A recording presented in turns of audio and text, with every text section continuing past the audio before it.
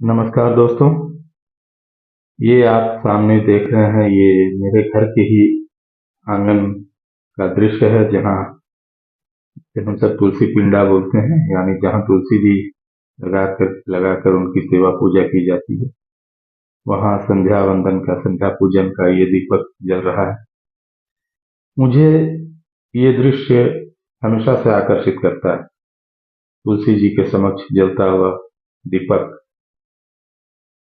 परंतु आज हम बात करने वाले हैं गृहस्थों की जो संध्या पद्धति बताई गई है, इसके महत्व के विषय में। हम सभी गृहस्थ आमतौर पर सुबह और शाम प्रातः वंदन और संध्या वंदन तो करते ही हैं। हम सभी जानते हैं कि तुलसी जी जिस स्थान पर विराजती हैं, वह स्थान पवित्र हो जाता है। उसके आसपास का स्थान भी, वह क्षेत्र भी पवित्र माना जाता है। और जहाँ जिस घर में तुलसी जी के समक्ष दीपक जलाया जाता है, तो हम सभी जानते हैं कि वहाँ अकाल मृत्यु नहीं होती, लक्ष्मी जी की कृपा सदैव बनी रहती है। ऐसी हमारी मान्यताएं हैं, हमारा धार्मिक विश्वास है, ऐसी हमारी परंपराएं कहती हैं। सूर्यास्त से 24 मिनट पूर्व जो गोधूली वेला कहलाती है, यह सबसे उचित समय बताया गया है संध्या वंदन का। चाहे वो घर की संध्या वंदन की बात हो या तुलसी जी के समक्ष दीप प्रज्वलित करने का या दीपदान का, संध्या वंदन का सबसे उचित समय सूर्यास्त से 24 मिनट पूर्व का बताया जाता है। इस दौरान हम आमतौर पर घर में जो संध्या वंदन करते हैं वो भी कर सकते हैं, अपना गुरु मंत्र जप सकते हैं, गायत्री मंत्र जप सकते हैं, घी अथवा तिल के तेल का दीपक जला करके दीपदान कर सकते हैं।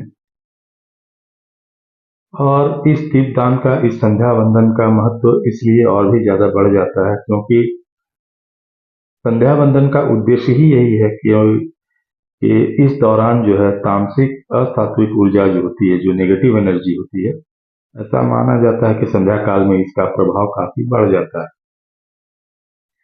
तो अगर शांति, आरोग्य एवं पॉजिटिविटी की, सकारात्मकता की, सौभाग्य की कामना हो, पवित्रता का संचार करना हो, तो ऐसे में संध्या वंदन करना हमारे धर्म ग्रंथों में, शास्त्रों में आवश्यक बताया गया है।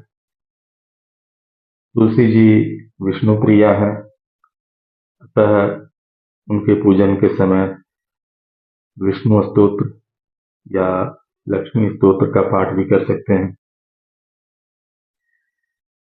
शालिग्राम भगवान अगर घर में रखा हुआ है आपने, तो एक तो शालिग्राम भगवान की स्थापना घर में करने मात्र से ही वह सारा क्षेत्र तीर्थ क्षेत्र बन जाता है, तीर्थ के समान पवित्र हो जाता है, तीर्थ ही बन जाता है।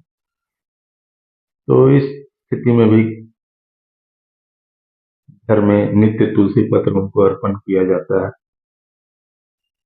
और अगर हम वैज्ञानिक तरीके से सोचें तो तुलसी पूजन के साथ साथ नित्य प्रति तुलसी जी की 2-3 पत्तियां भी हमें लेनी चाहिए। ऐसा धर्म ग्रंथ के साथ साथ हमारे आयुर्वेद की पुस्तकें भी कहती हैं। अपनी अवस्था का ध्यान रखते हुए, विशेषज्ञ की राय लेते हुए, यदि हम नित्य प्रति तुलसी जी का सेवन करते हैं तो यह काफी आरोग्यवर्धक बताया गया है। कई सारी बीमारियों से तो हम वैसे ही बच जाते हैं।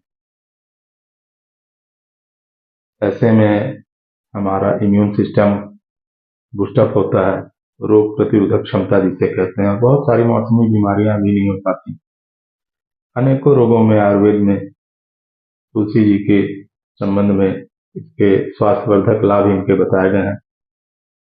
तो पूजन के साथ साथ इनका औषधि के रूप में भी प्रयोग करना श्रेयस्कर होगा। हाँ, हम ये कर सकते हैं, या हम लोग जो करते हैं, जैसे आप देख रहे हैं सामने, यह मुख्य तुलसी जी हैं जिन्हें हम पूजन के लिए, जिनकी हम सेवा करते हैं, पूजन करते हैं, दीपदान करते हैं। और औषधि के रूप में या फिर इनकी पत्तियों के उपयोग के लिए हमने अगल बगल में और भी तुलसी जी के पौधे लगा रखे हैं और वहां से हम प्रयोग करते हैं।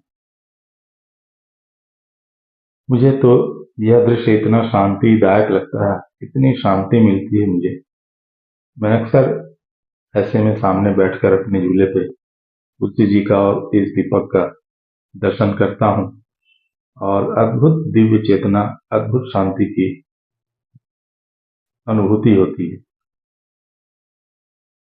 संध्या वंदन अवश्य किया करें। तुलसी जी के पूजन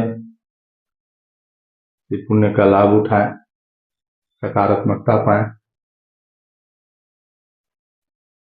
ईश्वर हम सभी पर कृपा करें। धन्यवाद।